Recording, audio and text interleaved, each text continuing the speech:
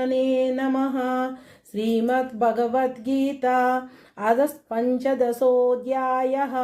श्रीभगवानुवाच ऊर्ध्वमूलमदः साकम् अस्वत्थं प्राहुरव्ययं छन्दांसि यस्य पर्णानि यस्त्वं वेद स वेदवित् अधस्य चोर्ध्वं प्रसृतास्य साका गुणप्रवृत्ता विषयप्रवालाः अधस्य मूल्यान् अनुसन्ततानि कर्मानुबन्धीनि मनुष्यलोके